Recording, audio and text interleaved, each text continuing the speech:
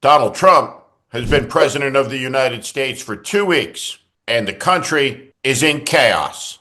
Along with the world, America has entered constitutional crisis. This is the warning. The richest man in the world has shuttered by decree American government agencies that he has no right and no authority to shutter. He has no right to impound money. He has no right to spend money.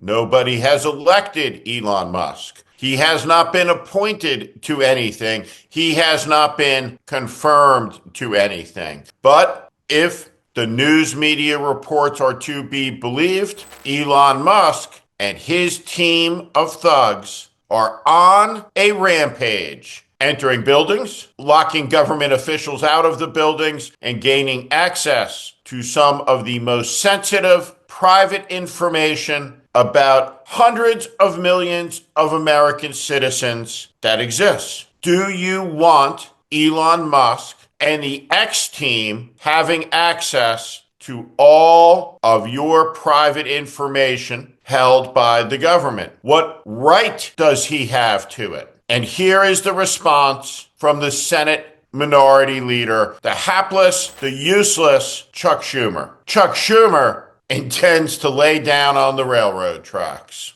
Indeed, quite a strategy.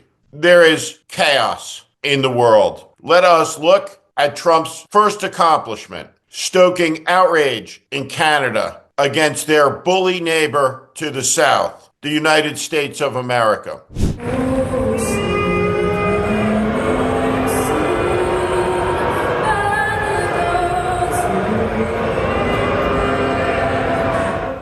In an act of the deepest national shame, Donald Trump has announced, like Putin has about Ukraine, that Canada does not exist. It has no right to exist. And its existence is a dependency on the United States, an unfair burden to us. What is Canada? Canada is the nation where an escaped American slave could breathe free. Canada is the oldest bilingual, pluralistic democracy in the world. It is our largest trading partner, our NATO ally, our indispensable partner and friend. And Donald Trump has threatened its existence, while sending Secretary Little Marco to Panama to threaten war, en route, no doubt, to Denmark. Trump, 2 weeks in, has called for the depopulation of Gaza, the destabilization of Jordan and Egypt, with millions of refugees that would flow there. This man is a fool who just raised taxes on every American. Hey, everybody, prices, they're going up. Did you see how much eggs cost last week versus how much they cost this week? Inflation, my friends, it is just beginning. And the Democratic Party, the opposition party, if it survives as an opposition party, it may be the case that an independent candidate must rise to challenge Donald Trump because of the incapacity of any Democrat to do it, because of the fecklessness, because of the foolishness, because of guys like Tim Kaine. Now, Jake Tapper is going to ask a question, fair question. Why is your party so unpopular? And you have to see the answer. It has some platitudes in it, a little bit of sloganeering, but the United States Senator that we're listening to was Hillary Clinton's vice presidential candidate. The idea that the 2016 Democratic nominee for vice president is unfamiliar with the country, he's some local yokel from Hampton Roads, is nonsense. Jake, you know me, I'm a Virginian. I know one state well and not so well the other 49. In Virginia, we've gone from one of the most ruby red states in the country to now having put electoral votes behind Democrats 5 elections in a row. I just won my re-election by a sizable margin against Donald Trump's hand-picked Republican opponent. And I'll tell you how we've done it. We focus on the economy. This is what we do in Virginia, and I think sometimes national Democrats don't. We focus on competent government and running the economy in a great way that focuses on innovation and advancing. We have what we call a make, build, grow agenda. the new chairman of the Democratic Party, his very first pronouncement was, we're not going to talk about Joe Biden and the autopsy that we're about to conduct. We're not going to study whether it was a mistake for him to run or not. Good. You shouldn't have to study that. It was the most selfish act in American history, and this is what his legacy is. Accepting that is the political issue in front of you, Mr. Chairman. It's just like the Iraq War. And this is very important for Democrats to understand to be able to move on. Donald Trump, a liar, was honest enough to say, like he would be honest enough to win in 2024, what the core truth was, which was that Iraq was a disaster. And when all those years later, he won an election on honesty. That's why Tim Kaine, Donald Trump, is rampaging through the American government on the front edge of this country's most severe constitutional crisis since the Civil War. Because the political leadership of your party, of which you are a member in good standing, gaslit the American people so profoundly that they elected Donald Trump, the greatest political failure in the history of the country.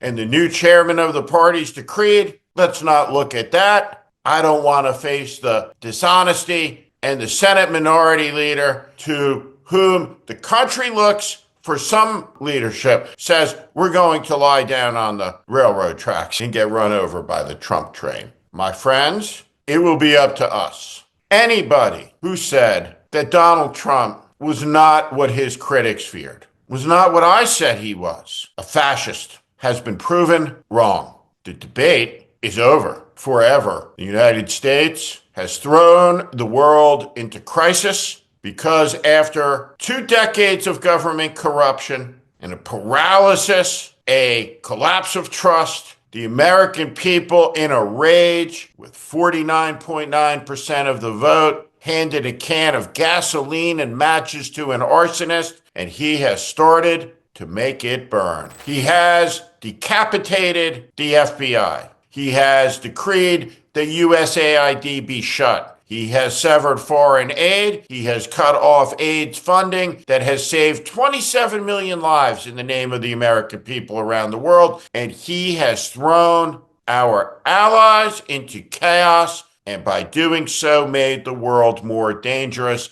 The Democrats must become America's reform party. But the Democratic Party is held hostage by sclerosis, by Schumercrats, by the lobbyists who were Schumercrats until they become lobbyists, maybe before they go back to work. Through the revolving door. Democrats in Washington, D.C. don't care about winning. They care about preserving power. And if Chuck Schumer was one of 4 Democrats left in the Senate, he wouldn't give a shit so long as he got to be in the Senate. Sick of it? I am. The media in the country is collapsing. The Republic is collapsing. Why is Canada being threatened with economic war by the United States? Because the American Republic is falling quickly. Soon, the American people will have to take to the streets. Soon, the American people will have to shut down the cities of America. Soon, the American people will have to rise up and say no. This decisive moment has come. We chose it, barely, but it's here. The man who some of us had the foresight to see coming for 10 years, that our founders saw, has come. He's here. He has a chainsaw, and he's cutting through things that took decades to build. Do they need to be reformed? They do. Do they need to be incinerated? They do not. Do our alliances make us weaker? No. Do they make us stronger? Of course they do. Should the American flag stand for freedom? Yes. Or should it stand for conquest? Of course not. We are a good people led by a terrible man. Was America only worth $300 million, which is what Elon Musk spent on purchasing the presidency for Donald Trump? Was that all it took? Because, wow, were we cheap? But I don't think, in the end, the American people want to be ruled by a South African on the spectrum, no matter how much money he has. In fact, I look at him, and increasingly, I see an aura of evil. I see a cancer. Elon Musk is spinning yarns, conspiracies. Nobody voted to be Elon's serf. Nobody voted for Mark Zuckerberg and Jeff Bezos and any of these guys to choke off what we can see and know. People voted because they were disgusted with being lied to. Soon those people will have to march, including some who voted for Trump, because those people are about to be abused with higher taxes, higher costs, inflation, the likes of which this country hasn't seen, and a stock market crash that will come behind it. It's all coming. Brought to you by Donald Trump. Brought to you by the most staggering collection of imbeciles ever working together for the advancement of idiocy. In your name, it's not going to end well because it's starting terribly.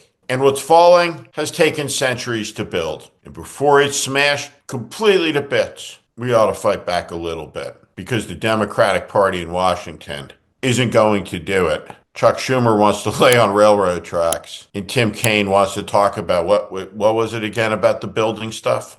We talk about make, build, grow. We want to make it here, we want to build it here, and in ag and forestry, we want to grow it here.